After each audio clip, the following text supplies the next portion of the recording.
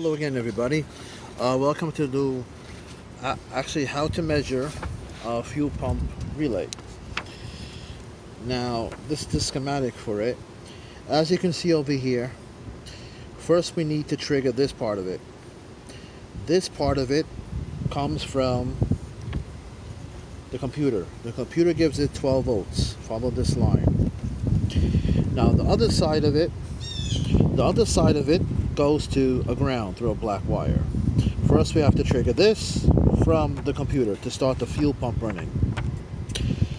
Now, when that happens, obviously, there is a fuse over here which feeds also this contact. This is called the load side. This switch closes from here to here, pin 5, and then it goes to the fuel pump. So we can see these things that we can measure these voltages. Question is, how do you measure these voltages? Well, this is the relay that we're dealing with. So obviously this part of the coil is where the B plus comes, current goes through it, and the other side goes to, as you can see, goes to ground. When that happens, 87 is connected to 30. If you look at the bottom of it, and you can find, and you can see these, turn around this way, you can see the numbers associated with it. 85, 87, 30, and 86. Okay, 87A is not used, so there are 4 terminals. How do we check it in the circuit? So, my technique. Let me show you.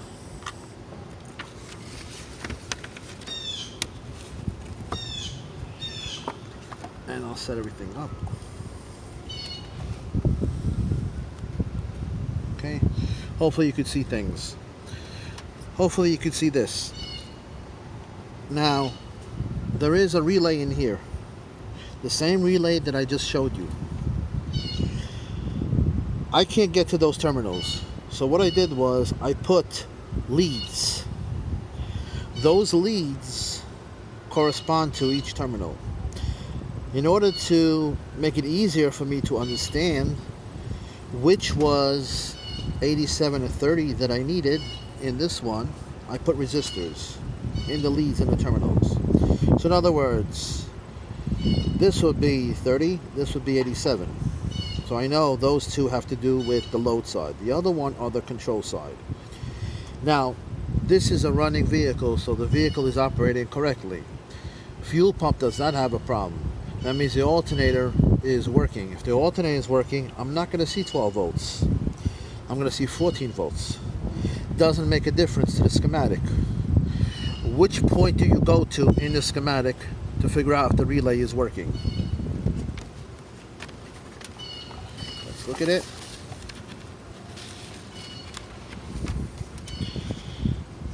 If the pulse comes in here, if the pulse from the computer comes in here, this is triggered. So where do I go to? I go right here at the other side of the switch that goes to the fuel pump. I don't want to go to the fuel pump, but this is the best way I could do it. So in other words, where am I going to go? I want to go here. 87 and 30. Now I'm going to measure 87. Now you're going to see right now I have nothing on 87. Okay? I have 0. Hopefully if you can see it in the camera. So what I did was I took the lead with this clip and I put it pin 87 to see the output. Now watch me crank.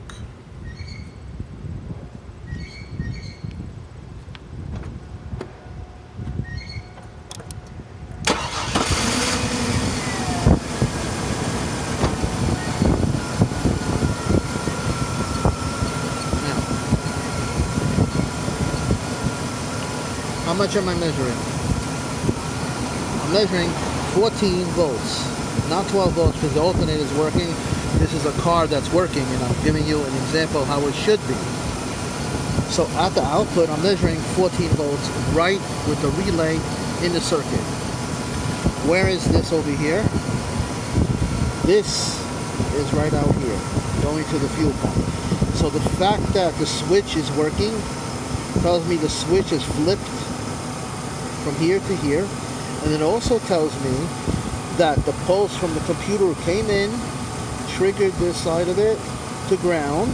I have current flowing to ground, and that caused a magnetic field, electromagnetic field, which activated the switch.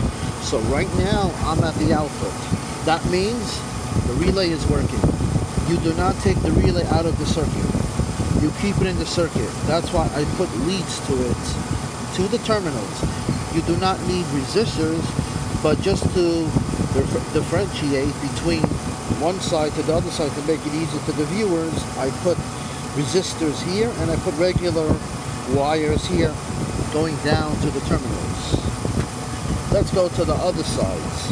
Let's go to the other sides. We were 87, let's go to 30. So if I have 14 volts here, or 14 volts, that means how much should I have here? I should have 14 volts here, obviously, also, right? Otherwise I wouldn't have 14 volts here. And where is this going? ECMB feeds the computer. Follow the green line. The green line goes to the computer. The fact that I have 14 volts here tells me this fuse is good. Tells me it gave 14 volts to the computer to turn it on. Tells me the fact that this switch is good.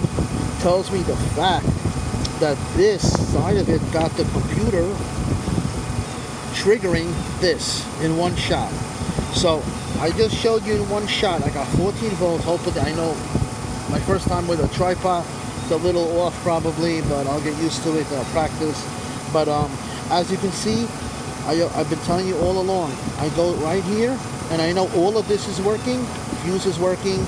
Computer got the 14 volts through the fuse that it needs to start the computer. This side of it, the coil got the 14 volts from the computer coming back from the computer as an input to this. This created an electromagnetic field, which then pulled in the contacts over here to complete current flow through here to the fuel pump. This is a good fuel pump, obviously. This is the way I do it. Let's go to the other points and see. So I have 14 volts over here. I should have 14 volts at the other side. Let's go to the other side.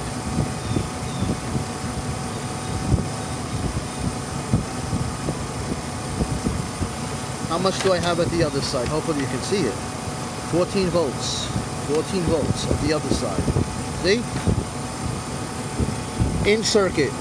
Don't take the relay out. In circuit. 14 volts here, 14 volts here. But didn't I know that I have 14 volts? Because how did these contacts flip? But I'm just as a demonstration to teach you all the points. So the other point should be 14 volts here coming from the computer. The other one should be 0. Let's go to the other ones. The other leads are not the resistors, but regular leads that I put in. Let's see.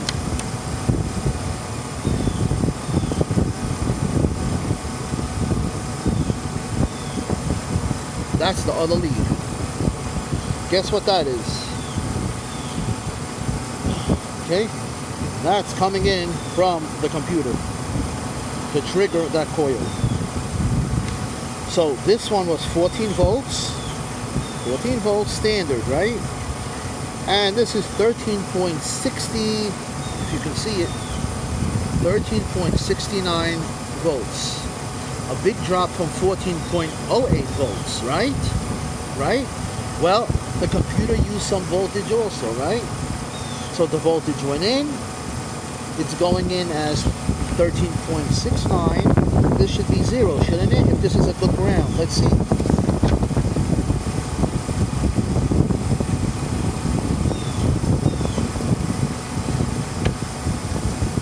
And there you have the ground, which is in millivolts.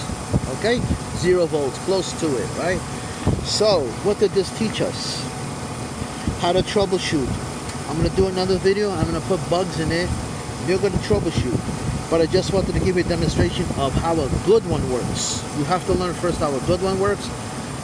All these lessons I've been teaching you, this is the hands-on.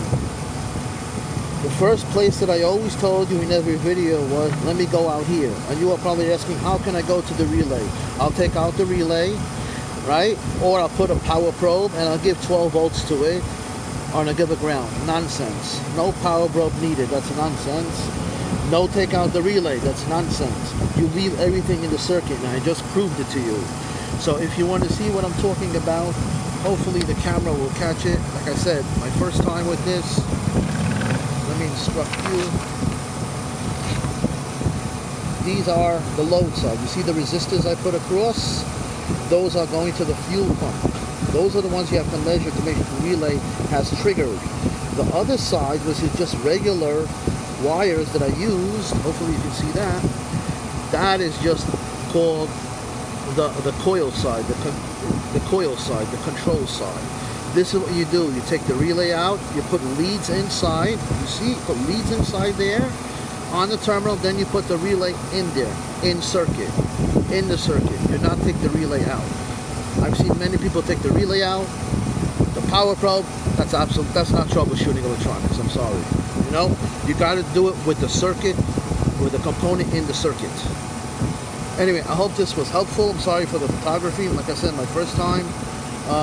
I'm going to do another video. I hope you understood this. Like I've always been teaching, when you always have a relay, if this part is on, that means this is on. How do I know that this is on? I go measure over here, which I just proved to you was 14 volts. That means this is working. That means this fuse is good. That means this went to the computer.